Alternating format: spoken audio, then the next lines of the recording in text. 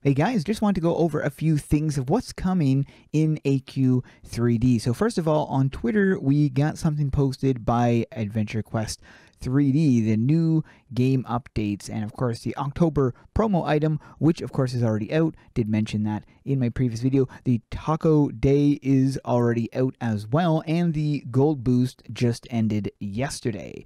Coming next week, we have Friday the 13th, and I'm gonna give a little bit more information regarding that in a moment. We've got the Cosmic Set Piece release, so that's the next part of, I think it's the, I have no idea what it is next. Boots, maybe? Did we get boots already? I'm not sure. Anyways, next piece will be coming out. That's going to be after that. Of course, Mogloween returns, and that's going to give us another collection as well, the Mogloween Collection 2023. So that will be coming along with the release.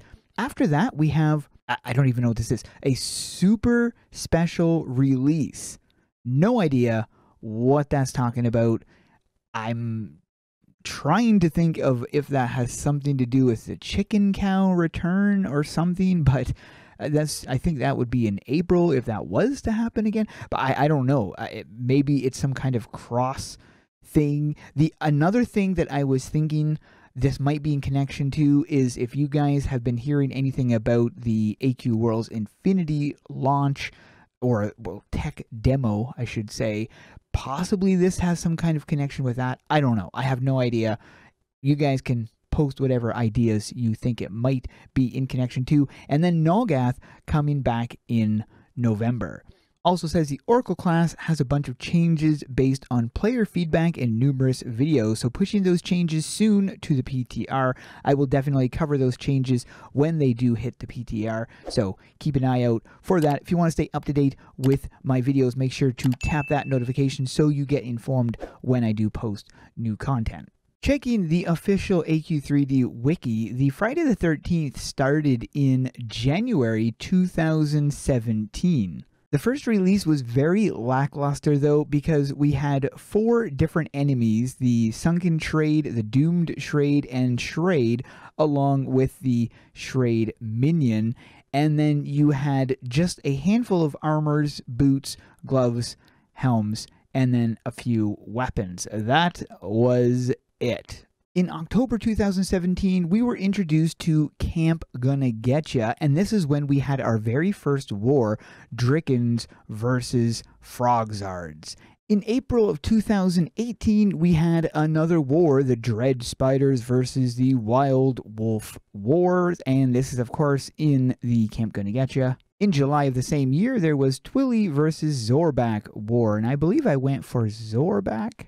In September 2019, we had the Ninjas versus Pirates War. This was also when we were introduced to the Xenoscythe, or the Xenoscythe, I don't know how you say it, Xenoscythe spaceship dungeon. That was the one where you have Shraid X.